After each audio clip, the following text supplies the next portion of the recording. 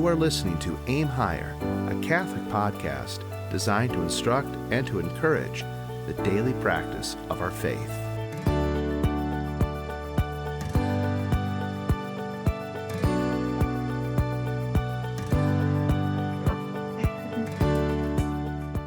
Pax et bonum, peace and good to you all. Welcome to another episode of the Aim Higher podcast. I am Sister Catherine, and with me is Father Anthony. How are you, Father? I'm doing well, sister. Staying awake. How are you doing? I'm also staying awake, so we are it's early morning for we're us. crushing it so far. Anyway, for our episode, we are going to discuss. I guess I titled it Mission Trip Recap plus Texas. So what that means is Father's going to share with us his visit to Chile back in September. And then I'm going to share a little bit about my visit down to Corpus Christi Church in Lubbock, Texas. So we thought it'd just be kind of neat to share a little bit of this aspect of our missionary work, if you will. What's wrong, Father? Oh, I just had a moment where your audio just went out. It was really weird. It was like, I don't know if it was my end or your end. It was just. Yeah, I didn't hear anything. And do you need to restart? No. Let's just keep going. We'll make it. It adds character. I think one of our goals in this podcast is character building within the Catholic faith. So there you go. Playing. Yeah. I try. So I guess with that, Father, I will pass this off to you to share a little bit about how this trip came to be. Whatever you like to share with us in regards to it. It was fine. No. Well, really, this trip came to be started last year when we were down in Mexico for the dedication of the church Cristo Rey. And we've talked about that trip, and still it's one of the highlight experiences of my life as a priest, but as my life in general. And meeting so many people from so many different parts of the world, all sharing one Lord, one faith, one baptism. And some of the people met were from Chile. And one of them, I don't think she minds me putting her Orietta. She and I got to interact with each other a bit more. We were both stuck in the back seat when I had to go down into town with Father Martin, and we had to go get a statue for St. Francis that was going to the little hermitage, and it was to be dedicated. And they have photos and videos of Bishop Giles blessing that hermitage. And so we were talking, and they invited me to come down to Chile. And Father Martin goes down there in a mission. And so they were offering. It's like, okay. I did not know when I was going to get down there, how this was going to work out. Well, it so happens that one of our parishioners, Kurt Bazan, is half Chilean, at least half, and he visits his family there regularly. By regularly, every other year at least. It all depends. I mean, he was kind of in a good groove for a long time. I think every other year, but then COVID happened and it kind of screwed things up. So he was planning a trip. And he's like, gee, you know what, Father? How about you come along for that trip? He was going to be there for 2 weeks. I said, maybe we can, plan it. And, he's going down with his brothers. And like he and I were going to go down there like the first like week together and be with the people of the mission. And then I was going to fly back and be with his brothers the whole time, visiting his cousins. And it didn't work out that way. So Kurt just did 2 trips. He went first in June, then he went in September. So he and I went, left September the 15th. We got back, would have been September the 20th. Quick trip. It was a quick trip. We're only there for about a solid 4 days. So 6 days, but the 2 days were all traveling. So that's really where the trip originated, where it began in Mexico. And the fact that Kurt had that connection, familial connection, it made it easier, especially since he speaks Spanish, and it helped me out a lot, even though there was many there who spoke English. So one of the reasons why Kurt was very enthusiastic about going in September was because the week that we were there was a whole week of festival. It was Patrias Fiestas. It's what we would call it, like the Fatherland Festival. It is basically Chile's version of the 4th of July. So it was going to be a different atmosphere, in a sense. And I'll tell you, and as I explained to some people, and I think I even mentioned a little bit on the podcast, that I went in with a very North American outlook. Pretty much anything south of Texas basically is Mexico. So I was kind of expecting like basically just Mexican culture continued. And I knew that wasn't necessarily the case, but it's just my limited interaction in what people would say. I know people use the word Latinas, and I don't even know if people in South America prefer that. But anyway, it is, to my experience and watching the celebrations on the television there and seeing all the different houses, it reminded me of like the 4th of July, where families would have their own little picnics and celebrations. And I mean, they really, just went all out. And it reminded me of kind of an amalgam of the 2 cultures just from my outlook.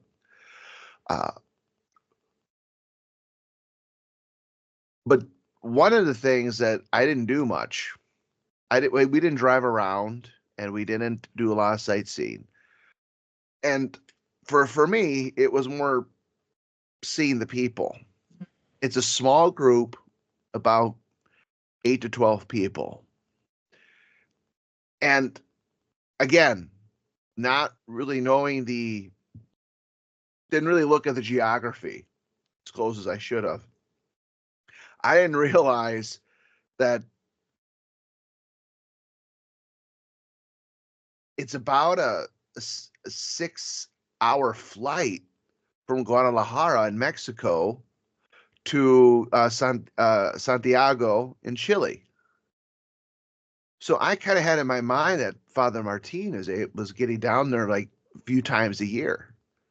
It is actually quite a trip for him to take. So he gets down there once a year. And I think it was, well, because so many of them came to the festival, the dedication, Cristo Rey, that he didn't have a trip that year. So my coming actually worked for them to have me there. and there's so many things you do, blessing holy water for the group of people, blessing other items and hearing confessions and such, and saying mass. So for me, I said to say mass in their humble little chapel. For me, that was the most important thing to do, not to go around and sightsee here, sightsee here. I mean, there's beautiful. It's beautiful scenery, very it's off the coast, so it's had like that Mediterranean type of feel, and the town, the city that we lived in, that we stayed in, is oh boy, I can't believe that it just slipping in my mind. Um, the name of it, I can go,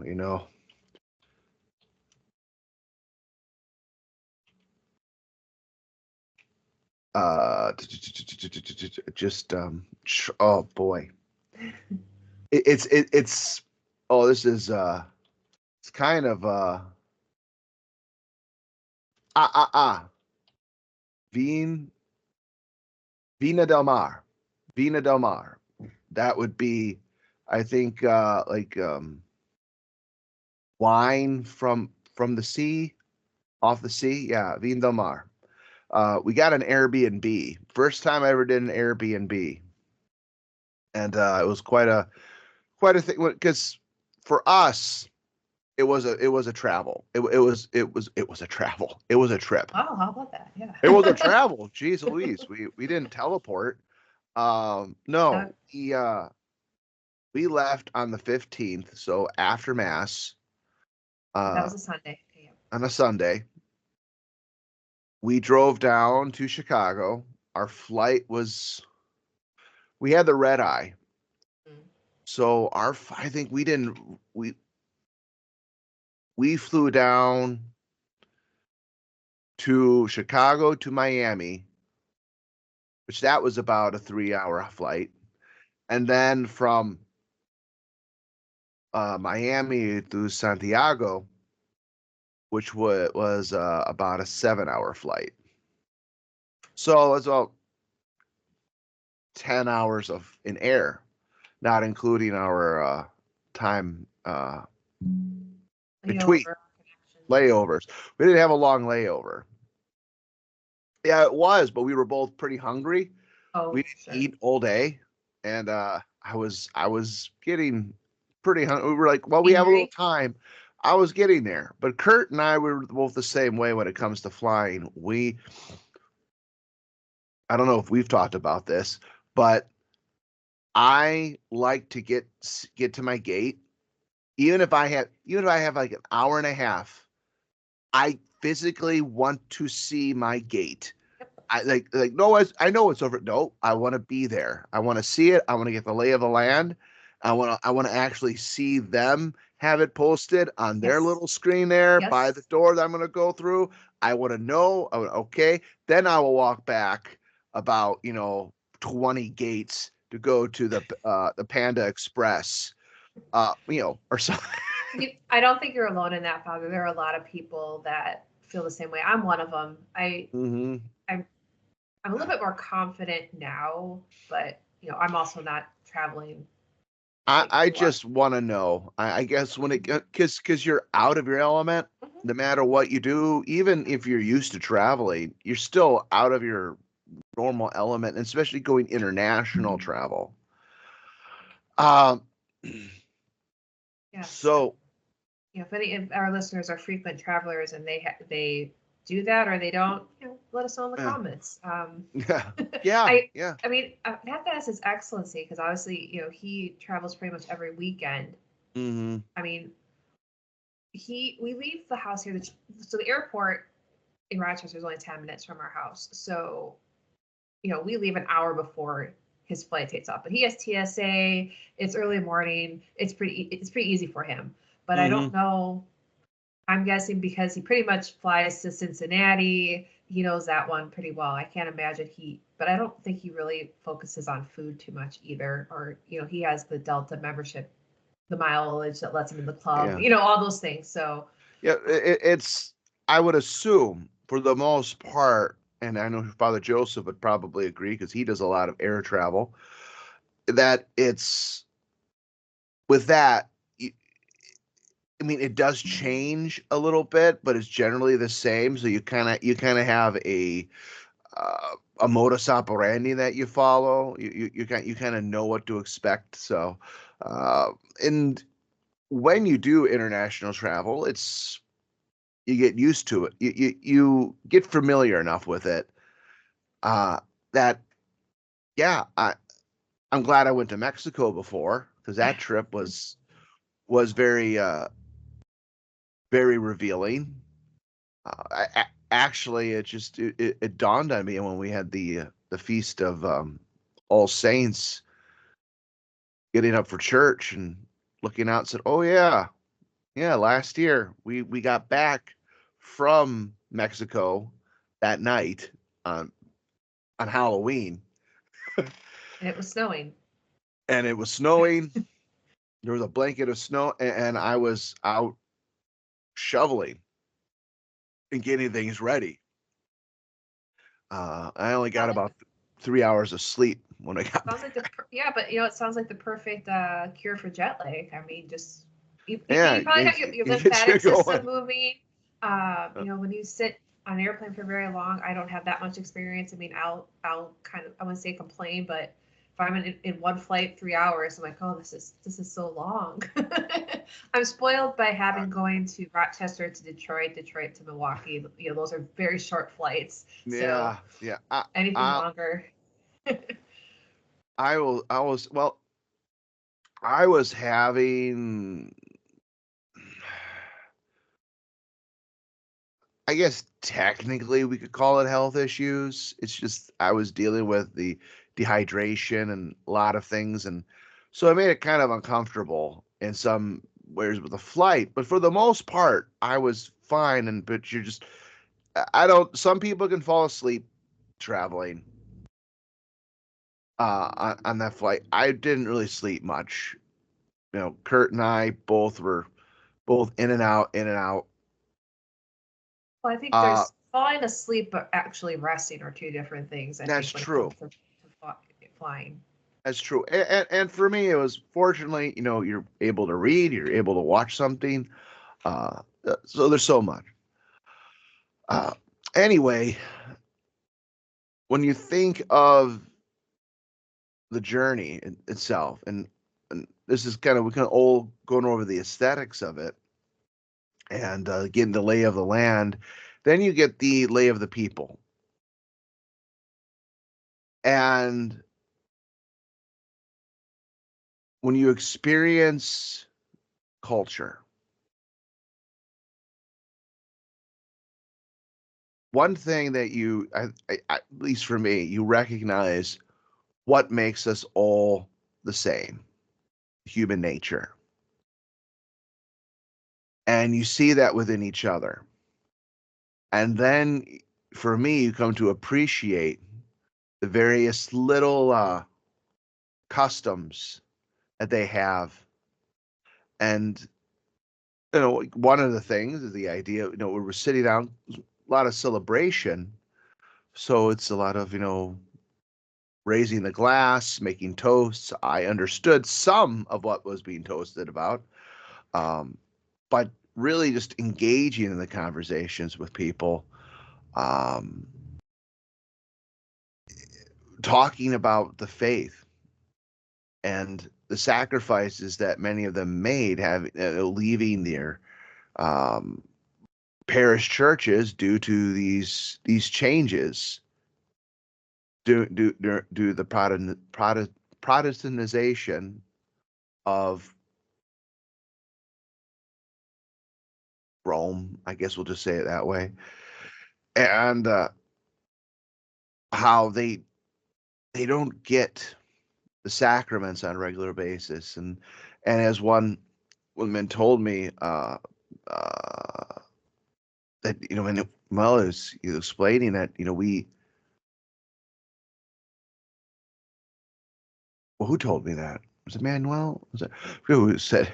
But it was the rosary, praying together. The rosary is really what they have, and making sure they maintain, on Sundays, keeping Sunday holy, just like anyone else would do, whether you go to mass or not. It's like it's keeping the faith alive in your daily life seems to be even more important when you don't have it and have the sacraments, and you have a greater appreciation when you receive them. And of course, brought up so many conversations on that, and we talked about that so much. And I talk even mentioning from uh, Bishop No's autobiography, and how he spoke about in Vietnam. You were raised in the faith. You were raised, to receive Holy Communion. You didn't know when you were going to receive it. It all depend when the missionary priest was going to get there, if he ever got to your town. So you could be preparing for something you may never actually receive. So it really brings home the importance of that spiritual connection with God, making the spiritual communions, the spiritual contritions, acts of faith, hope, and charity, how important that is.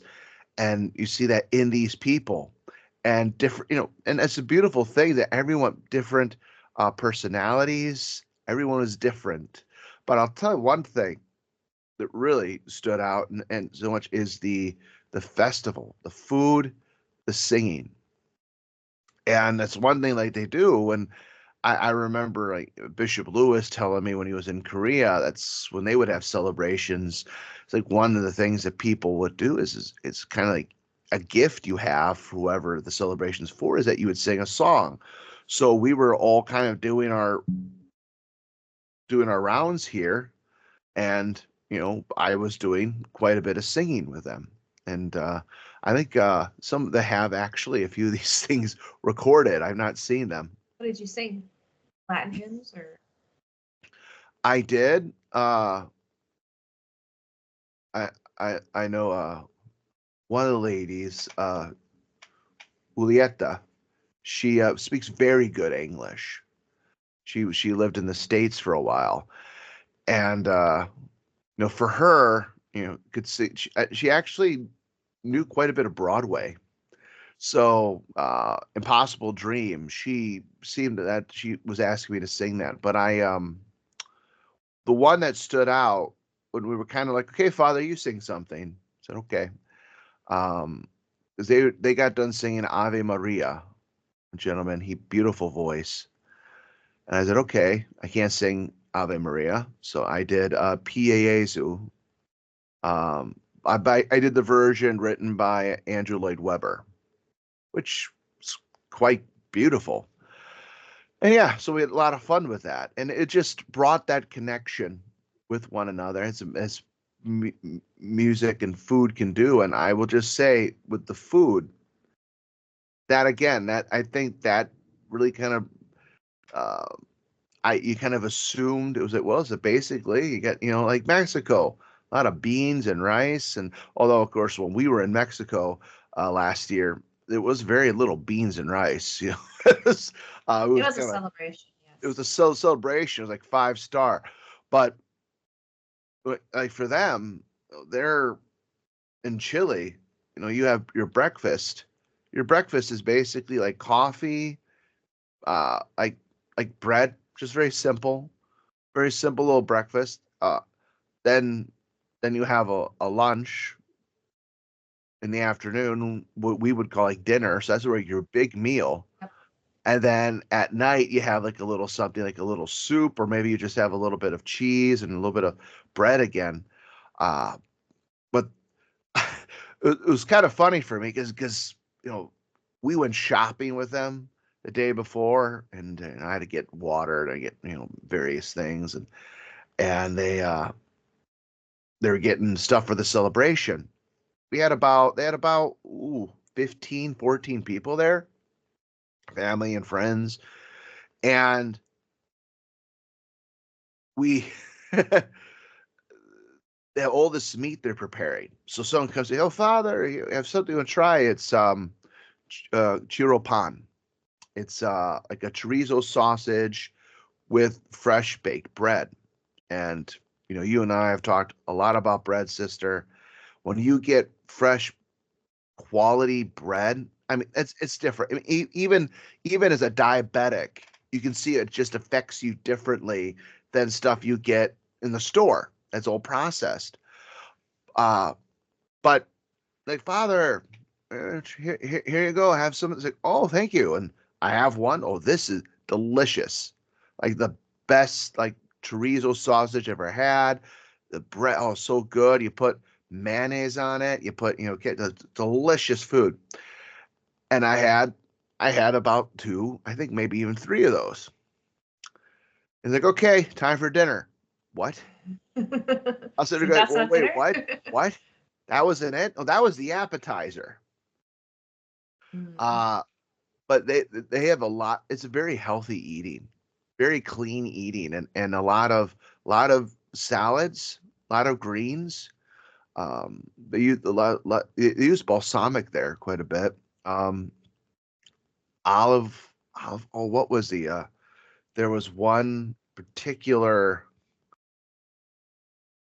There was one particular. I think it was olives actually. I can't remember now. Well, maybe anyone from Chile can remind me. Um, that was really, I think it was olives. It was really kind of big in for their commerce in that region. So it was just it was nice, and we did go up into the mountains um, to visit one of the homes to have lunch there, and it was quite a trip. It's like the driving, that experience is something. I mean, we were we got into an accident actually on our way from the air Oh, my coming in. goodness. We just kind of just well, a guy was on the expressway and I don't know what happened to him, but he was blocking traffic, but he kind of just starts kind of backing out and didn't have any time to react, so we just kind of sideswiped him. So it was like, okay, well, this is going to kind of prolong our getting into town because it was about an hour drive to Santiago de Vindamar. Uh, so that was interesting, but I gotta say the driving is different. Like I had that experience in Mexico. It's just they're very fast in their driving. You have to have confidence. You have to know what you're doing. You got to make. I mean, it's all. I almost feel like is this what NASCAR drivers think how they act because it's really quick. Small car. I will say one thing, and they didn't tell me this, but I believe they felt I closed the door in the car too hard because I was doing it, and they were gesturing something to me. I wouldn't fully understand about the car. Then they started shutting the door for me, no matter what. I was like, I think they think I shut the car door because I watched them. Like they shut like very gingerly. I was like, yeah, I guess it's just our American boorishness. Like, yeah, okay, my car. If it I'm falls off, it wasn't American made, well, yeah, because you've experienced doors falling off. Twice actually. Twice? Well, it was the Chevy Blazer. Okay. The the the driver's side door, it's something happened, like it went off the hinge. So I had to like kind of when I shut it, I had to kind of lift it as I'm shutting it. Oh, I remember that now. Yeah. Okay. But yeah, I kicked off the sliding door of our van one time. It was complete accident, and what I love about the story is the fact I was carrying in milk, and I did it, hundreds of times. Well, maybe not dozens of times. Shutting the door, I kicking it, And the part that made me laugh is that Dad wasn't so angry about the door as that I spilled the milk. In your panic, you dropped the gallons of milk. Yeah, I dropped the gallon of milk, and Dad was upset about that. And I'm sitting there like, I don't understand. Why are you more angry about that? Is it because, we can fix the door, but we can't get back the milk? And I was like, I never bought milk, and it was, even then, it was expensive. So, but I guess in all recap, it was there was that culture. I'm gonna say even culture shock, because I was expecting it, but it was from the Catholic standpoint, from a missionary standpoint, it was a wonderful experience being able to bring the mass to these people for a few days. And the schedule changed when I said mass. It all, whatever was their schedule. Fortunately, because this was a celebration time, and the celebration goes on for like three days. So people were off. So it was a lot easier to schedule. And you saw this appreciation, this love. I mean, it's a small little chapel just adjacent from their kitchen. This little altar to say mass, very little room, but as I told them, this is, to me, it was the most beautiful place in all of Chile. We were able to say the mass, able to bring it to people, and you see, there's this appreciation and love for it. And I guess humorously, I guess I'll share this story with it. As I said, I went to give holy water. Now, the thing is that we, because there's the language barrier, don't always get everything. And even with Kurt there, as he said, there's a slight variation between dialects. Correct. And like in Chile, like they have a tendency of dropping like the last syllable, some words. So it's like, it could mean this, it could mean that. And when I came to bless holy water, I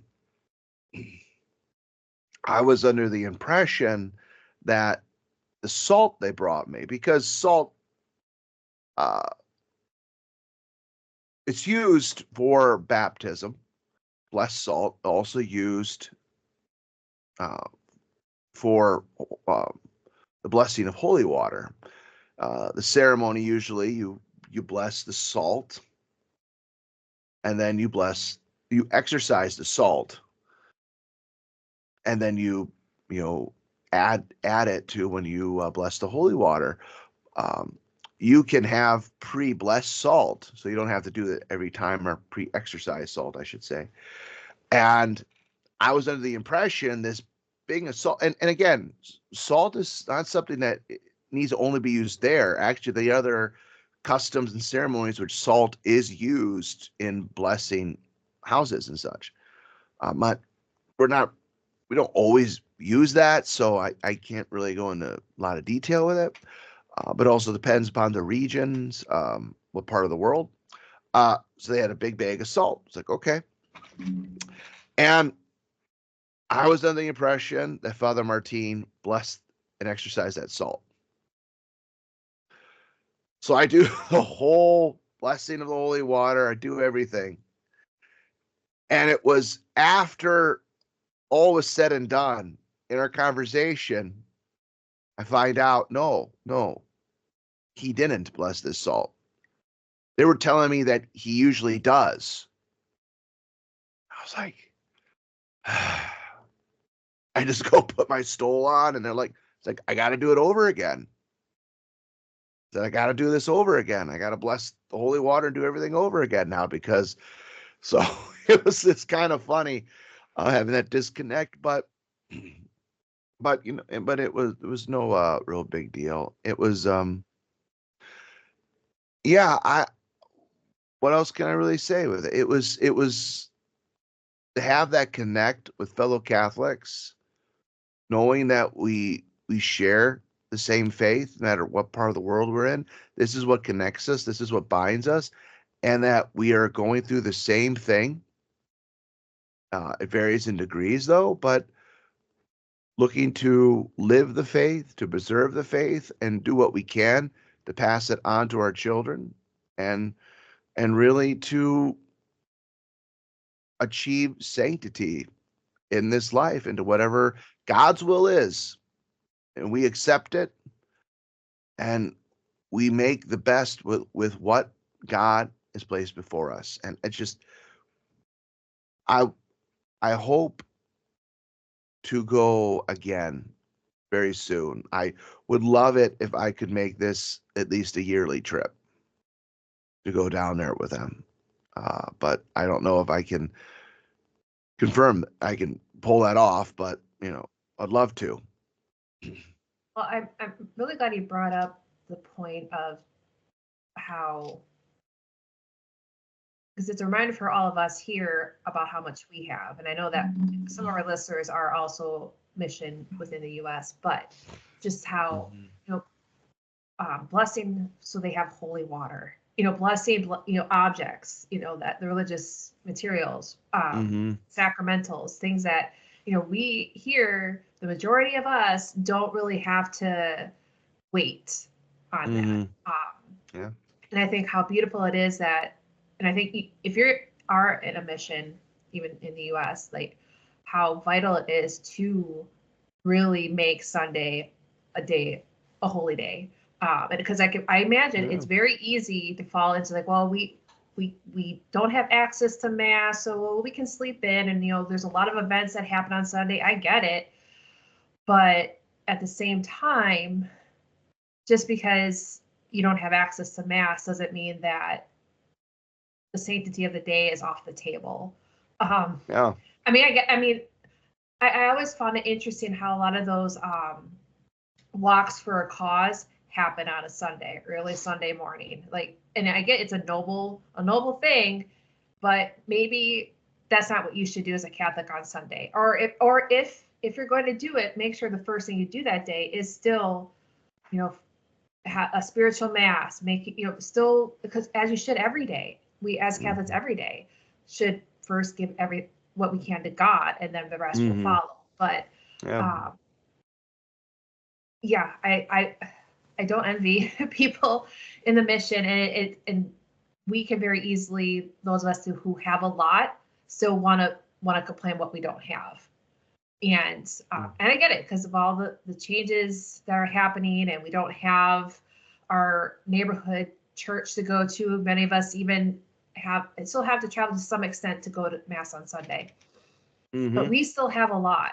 And I'm not saying this to shame anyone, but also more to reignite the fire that we should have for the wonderful things that God has given us. And to also find peace that, yes, things weren't what they were 50, 60 years ago, though although not perfect then either, but we still have so much, and a lot to be grateful for. So anyway, I thought that was a beautiful detail that I think a lot of us should really ponder on, myself included, because here I have access to mass practically every day, and I sometimes have to check myself, like, do I really appreciate that? Which a quote that you shared in a recent sermon, which we posted on our social media, and I'd have to look it up, but it was basically the spiritual slap upside the head for the appreciation of mass. And I really need to save that to my I know I have it on my phone somewhere, but to really, I have it right here. I will share it now.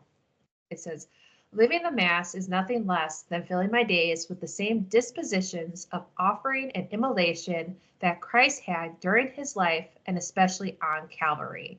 So, and this isn't just something to ponder, if you can't attend Mass, I mean, there's still ways to unite yourself with the Holy Sacrifice.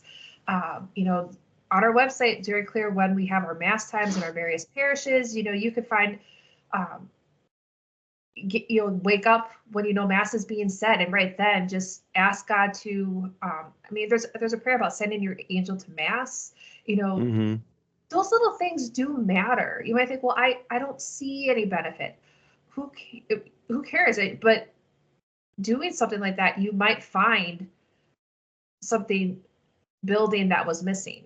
So just because it doesn't look like what you thought it should be, or what you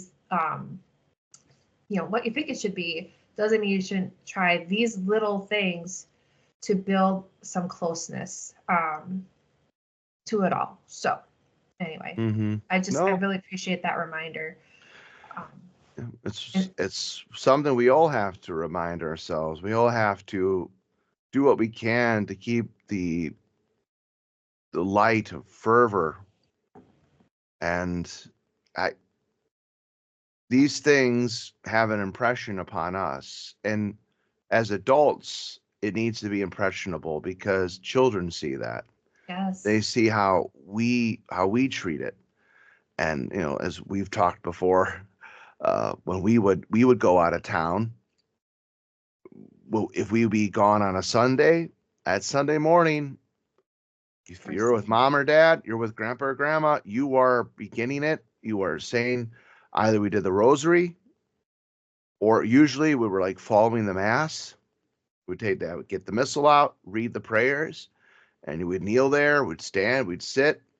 I know grandpa and grandma had recordings of the sermon, so they would just play a sermon. And so there's so many things that we can do to make the day holy. And as you said, the quote from that you read there from Cardinal Leger. Thank you. Yes, living the Mass, living just that disposition of sacrifice is so important, because we are offering to God our day, and seeing what people in other countries and our missions offer. It really is something that should bring us closer together in the faith. And I would even encourage reading accounts of saints who lived in times where you weren't able to get Mass. And for us, reading so much about the church in England during the reign of Henry VIII and Elizabeth I, and the Protestantization of England, and then in Ireland, it's quite a inspiring story. So these are things that we can do to keep that fire of faith in our lives going. So, all right. Speaking of keeping that fire going, and sometimes lighting a fire it's the not to say the trickiest part, but it's the most important part. Yeah. And one of the ways that we light the fire, spiritually speaking, is the work we do directly with children. Yes. Well, I guess this is where I will share my. Well, I'm trying to segue here because you open it. I'll open it with you. Perfect. It might shouldn't be too terribly long but you never know. I'll try to. It depends how much you have to say. We had it was the end of last month, just before October. You went down to Lubbock for what we call it, a children's retreat. I suppose if you look at the weekend as a whole, possibly. A children's day, activity day for the children, and then on Sunday you had an All Hallows Eve party. All Hallows Eve party, and this was on the Feast of Christ the King. Correct. Okay. So, anyway, so my first trip to Lubbock, even as Sister Catherine, was last year, and we did we had an event day, and so went really well. So Father Joseph agreed to try. We're gonna shoot to make this an annual thing, which I think also helps with planning as far as my end, his end, and also the families. Like they'll know like, oh, Sister Catherine's coming around this time. But we, I mean, boy, I feel like I had a lot to say and now I'm stumbling for words here. It basically, I mean, it's very simple. And it was just a simple activity day. I had a couple of crafts. We ended up almost with a dozen children. Some came later into it, and there were quite a few young children. I basically came there prepared for just a few things, and I told Father Joseph, and I repeat this a lot: blessed are the flexible, so they don't get bent out of shape. So just because That's he wasn't nice too beatitude. sure. He wasn't too sure because it was really right up until like the week before that people were signing up, and he wasn't entirely sure like how many people were going to come. And then it's like, is it worth me coming down there? Thankfully, the people did, and I get it. Sometimes it's hard to really know exactly. Well, you can commit. plan. You can try to pick a date that should work for a lot of people, and you'll drive yourself crazy if you try to get the perfect date that works for absolutely everyone. Won't happen. So you basically just have to pick the best that works and you stick with it. And go with whomever shows up. And as I said, if only one children showed up, it still would have been a positive thing. But we had almost a dozen children. And so I had a few crafts, and then I also had my secret weapon of Brother Thomas, our dad. He came down, and we actually were able to secure a guitar for him by one of the parishioners. So we started off the day kind of similar to what we do in our retreat in Kentucky, Mass, had breakfast. They were all very grateful because Dad and I put together breakfast, put out a nice spread, and Father Joseph, when we were discussing it, what we were going to do, he said, well, lean on the side of healthy. I was like, not a problem, Father. I'm all about the healthy. So Pop-Tarts. Yeah. How did you know? It just came to me. With a side of Frosted Flakes. Yeah, Frosted Flakes, Fruit Loops. Yeah, you got to get your fruit in. Got to be healthy. Exactly.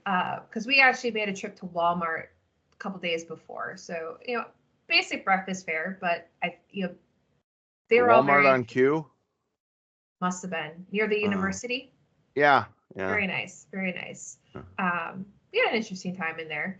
I had some things to get, made a nice breakfast, and we just started off with I had a cup of craft that I sat with the children, and Dad started warming up the guitar, and we actually played musical chairs. Because there was an older boy about 10, 11 years old, and the rest were about 3 years old and under. So, and that was just the beginning. We got some older children later on. So you kind of, it was basically finding out what their attention span is. Because that young, you definitely have to be flexible. And I should also add that before we even started that, Father Joseph did give them a talk about,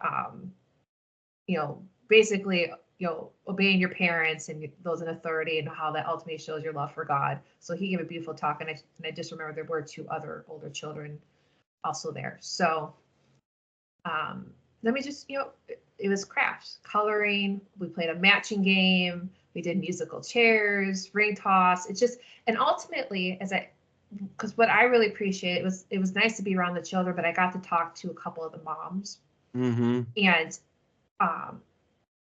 they even said some of these young children have never really played together because a lot of them, there's 2 masses on Sunday in Lubbock, and one will go to one time the other, so they don't really get a time to really play together. So it was really nice for these children to have a chance to get to know one another. And I even said, ultimately, especially considering the ages, this isn't necessarily about learning a particular catechism lesson. This is just, spending time together as Catholics, doing activities, entertainment that is, very, I don't know if innocence is the word I'm looking for, but just simple, wonderful time, that you can enjoy doing these things and still have God in the forefront. So, and like I said, there were very young children. Is that going to be their takeaway? No, but they saw that oh, here I am at church and I get to, play games and visit and sing. I mean, when Dad started playing the guitar, there were some children dancing. I actually have a picture that I put up. These two little children dancing. It was very sweet. Musical chairs was actually pretty popular, and it was funny because Father Joseph came in because he was kind of in and out. And he came in and saw them playing musical chairs, and he was surprised because he thought that that's just not a thing anymore. And I thought, I don't know if it's not a thing anymore because we played it as children too. So Yeah, I remember musical chairs. I mean, when we had things at school, I mean, there was dodgeball. So I mean, I think that's probably not allowed anymore. I'm not sure. Especially you didn't want to be in the lineup if Father Joseph was throwing the ball at you. No, he had quite a cannon of an arm.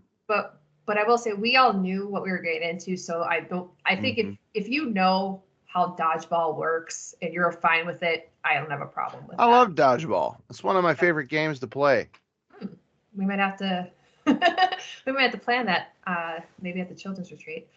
I'm sure some people I'll have to work out the old cannon here. Gotta loosen it up. Yeah, it's just like I'm left-handed, kids. You won't see it coming. and again, the musical aspect always helps. So as long as he can, isn't it true though? Isn't it true that music? I just so beautiful. It's one thing. Well, and what does this do? What does it kind of just gives us the lay of the land of what we can do more. We've talked about what the future of arranging something with you coming here. We have some young children here doing activities. One of the things that we've done before, we're going to be Christmas carols. We'll be doing that in a few weeks for 2 different nursing homes. Yeah, I'm looking forward to it. And it's just, you have to have these activities with, as you said, with your fellow Catholics, with the kids that you grow up with. I guess we were fortunate in the sense that having the school, we had activities with one another. Didn't really hang out outside of school, but you understood that what you did at school, at church, was always going to have that spiritual aspect to it. And it was, we could say, a spiritual safe place. And you knew it was meant to the cultivation of living your life, daily life for God. And how you can find God in various, even in your play, even in the musical chairs, you can find the God. It's beautiful. It's a question. Yes. When you had All Saints Day, party on there, do the children dress up in costumes? They did, and I'll add that was planned by the people in the parish. One lady actually spearheaded, and I know she listens to this podcast. Hello, Stella. Her and her husband. Oh, Stella. They organized that. They had a ring toss, a bingo game.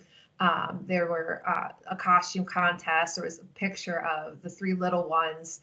One was dressed as an angel, and then the other brother and sister was Our Lady of Guadalupe, and then Juan Diego. And so cute, so cute. Stella, it was stellar. It was. They did a great job. It was a lot of fun, and and again, you just kind of go with it. I mean, she had prizes. And this was also what I really appreciate about this visit is that talking with some of the moms, I've got some of their contact info, and then also Stella. So when I come next year, I have people point people. It's like, well, let's I'm planning on this. Can you ascertain this for me and get that worked out? But also, I need you to acquire a few items. Yes, and Father, as I said, he was coming kind of in and out, but he saw how the children were just taking to just playing together, enjoying together, and having a nice time. And he said he wants to do that more. And working with the mothers to like pick a couple days throughout the year. Mhm. On a Saturday, they come together and they do sorts of crafts. And I told him I have, some ideas and things, and I talk with some of the moms. I will email them some things that crafts that I've got used in the past, or our children's retreat coordinator, Bridget, has a lot of stuff that she shares with me, and I can ask her some ideas, like if they want to do something. And I suggested maybe you start with sometime before Lent, have some sort of activity day so you can kind of help them understand Lent a little bit better on their level. So there was you could see a lot of fruit from just this one day, and it was very nice. If it becomes annual, like we saw with what became the children's retreat down in Kentucky, the kids look forward to it. And that's why they started doing once a month, doing mini retreats on a Saturday morning there, because the children really look forward to it. And I look forward to it. I love coming down there for the retreat.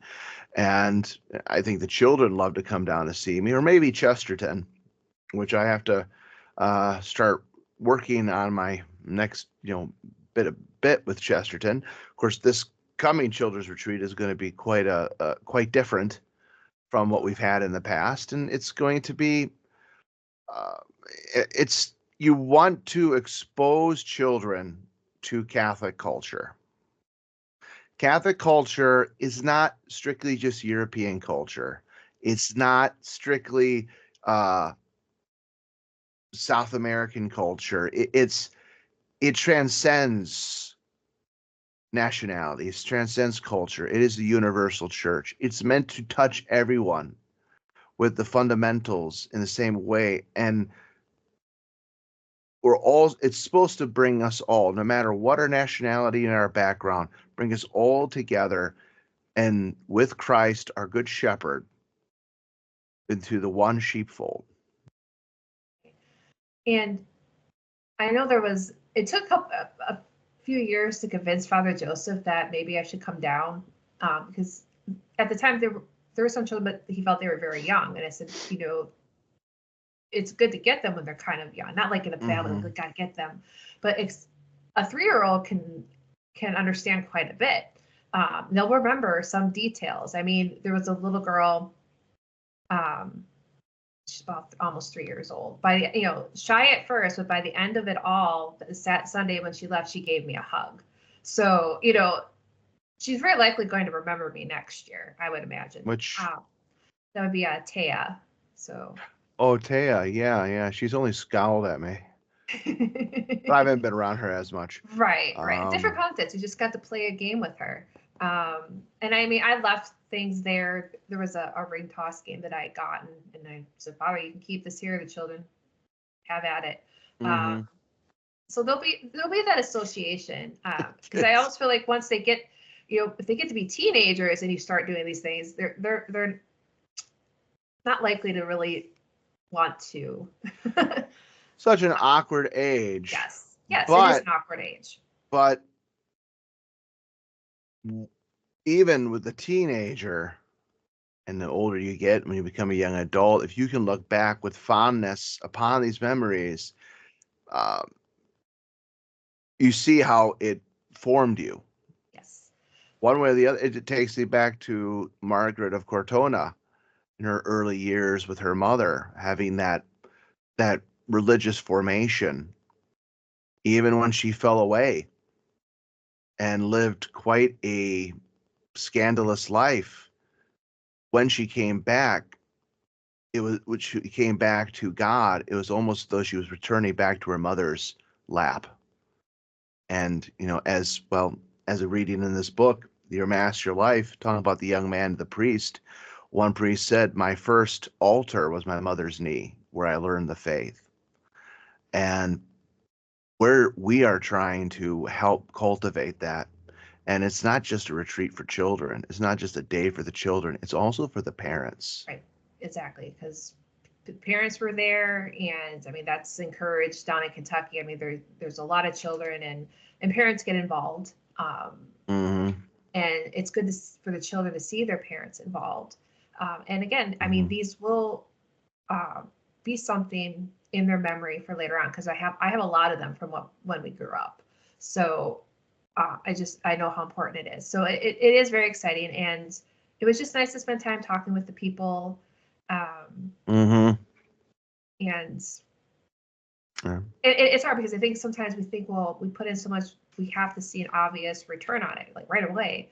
And I almost like the gentler result, the not the big, nothing big and flashy, but something that is actually maintainable and When attainable. patience is the virtue, and it's not by coincidence that the parables of our Lord often spoke of the sower sowing the seed. And even St. Paul, taking that from our Lord, that his job was to sow the seed. Necessarily, he wasn't necessarily called to be the one to reap the harvest. So right now, what are we doing? We're sowing the seed, and you're trying to help the sapling grow and form correctly in order that it can bear fruit. The analogy, the parable, is so fitting. And for us, we need to have that patience and knowing that I may not live to see these young individuals, respond to it. Maybe there's a vocation there for a priest or for a sister. And, because of what we've done here, exposing them to the Catholic culture, that is where you can see the buds of vocations. Yes. Where it's like, yes, God is calling me to something deeper, and I must answer that call. And even if you are called, as many of them probably will, to the married state, recognizing that this is also a vocation from God, you are called to live a holy life with your spouse, with your family. And these things help to solidify conviction in your faith, Confidence. and Yes. a love in the faith, an excitement in the faith, confident. Yeah, all these things. But if we do nothing, we're going to get nothing in return. Well, and I kind of wonder how many of maybe our peers, I mean, because we did do things, but ultimately they Mm-hmm. might have, because there's different personalities in, True. different family backgrounds. And, if you have family that's maybe of German descent, they might be a little bit more stern, and their Yeah. body language, whether they are a stern person or not. But if you only saw that look on that person on Sunday at church, you think, well, you know, they're not so happy. But just to bring people together in a really in a just a simple way. I wouldn't Mm-hmm. say low expectations, but just no pressure. Mm-hmm. I mean, and that's why I like doing games a lot. Because actually later Saturday afternoon, a family that lives near Dallas drove in to Lubbock, and one's a teenager, one's almost a teenager, and came for a visit. Their father is actually the cherub editor. So Actually, closer to Houston. oh yeah, that's right. Yeah, I mean, that's a bit more of a drive. Yeah. oh, sorry, Oh, it's hard sorry, of me to sorry. think that they're teenagers, almost teen. Oh my gosh. Right. Well, his daughter is almost 15. Anyway. Jasmine, Mm-hmm. Jasmine, and Dominic. Correct. Yeah, Correct. I remember your names, Yeah. kids. I Yeah. remember In your names. Houston, I don't know why Dallas Well, was there on were, my mind. Mayamala. yeah. Well, I've seen them many times before, and I'm trying to remember Brother Peter's wife's name. Oh, he said Mia? it many a times and I I don't forget. I remember. forget what it Sorry. is. I'm sorry. I apologize. But just lovely, lovely people. Yes. And so Brother Peter was actually giving Father his tonsure. So during that time, and I get, they wanted to meet me, and just trying like how do you go about that? And what's interesting is Mhm. I'm very much not outgoing. Being Sister Catherine kind of forces me. No. I shock her. But I also know that I have to actually start things, set the tone. Mhm. And I mean, I've gained a lot of confidence in that, and especially I think the habit helps a lot. And so while father was getting his tonsure, I sat with them and we played on it. We played go fish, and there were actually religious cards, like the pictures of the nativity. So it's a it's a game, and you would think what a 15-year-old really actually enjoy playing go fish, but it was we ended up having a good time and laughing because brother and sister were trying to really outdo each other.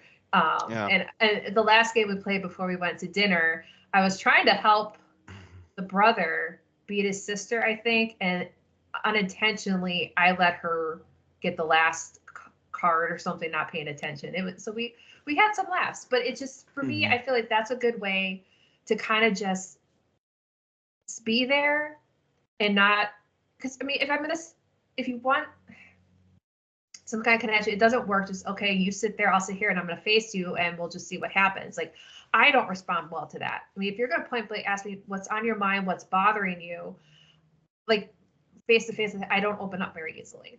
But if you kind of have an activity and you just kind of let nature take its course, let the Holy Ghost work with it, it that works well for me. I mean, Yeah. every time I've been in Wisconsin and we go visit our brother and his family, we do end up playing a game because well, we like to. We grew up playing board games. I think that um, Kind of a is common thing for kids in the 90s, I I think well, think. not all of them, but I'm surprised because ours people that they absolutely never play games, and I feel kind of sorry for them. Ooh, But the no Jackie No's husband, ever he never played a played a board board game. game? No, and she's all about board games. Oh. Anyway, I think board games are great because it teaches you patience, um, good attitude, all sorts of things. But Mhm. Like it Monopoly, you learn domination. and so but it just opens up doors for any kind of conversation. And I know one of the last times I was there at our brothers, we did have like a moral conflict question came up in my nephew's Mhm. class, and we talked about that. So Mhm. I Yeah. just and sometimes people just need to have their hands busy. I'm one of those people. So because I'm awkward if you just have me in front of you doing nothing. So Mhm. that's what I use to make me comfortable, and I think it puts more people at ease too. So It really does. It really um, does. So, and that's pretty much all. But I will add that we're looking to do this yearly, and you and I are talking about something to work up around near the same time next year in Wisconsin, and not just for children, yeah. but maybe also something for the people just to be together, Yeah. because we need that with that separation, and so there's ways to do it. So we got some ideas, but one last thing so I noticed, and I noticed it the first time I went to Texas, my sister Catherine, and I noticed it happened again here. One thing I'm not accustomed to, but I guess it's something that people from Mexico have learned. Some of them probably from their parents or grandma, grandpa, is that when they see a religious sister, gentlemen will take off their hats. So I had a couple of gentlemen actually, and I didn't realize it at first. I mean, they would back away, let me through, whatever it was, and they would tip their hat to me, and I've never experienced that before. So, but I Mhm. thought, wow, that's actually. And at first, I was like, well, that's not necessary. But then again, I realized that I Yes, it am. is. It is. Yeah. That is. I'm representing um, her order, religious life, God, and there's that level of respect. So, and I'm not saying that. It's like the custom of kissing the hand of the priest. Well, and I mean, I've learned that people are going to want to hold doors for me. I mean, prior to my religious life, I was never one of those like, oh, no one should hold the door No, for yeah, me. I'm an independent woman. It I just I kind of made sure you weren't able to open a door, yes, so that has happened. that's Um, happened. So, mhm. So those little gestures, and mhm. like I said, it was a good visit. Um, Well, we have things planned for the future a lot. There's a lot more activities, things we're looking to accomplish. This upcoming year is going to be 2025 is going to be a very interesting year. A lot of activity, and really looking to bring this Catholic action to life. And well, the thing about Catholic action in promoting the faith, it only is accomplished by those who truly live the faith. First, understanding the fundamentals of what we learn in our catechism, and then how to express that in our daily lives, showing people that we are Catholics and we represent Christ here on earth, and our time on earth is merely a passing trial, for our home is in heaven. With that, sister, thank you very much. I loved this conversation. This was a lot of fun. And I will say to you, Deo gratias. Deo gratias.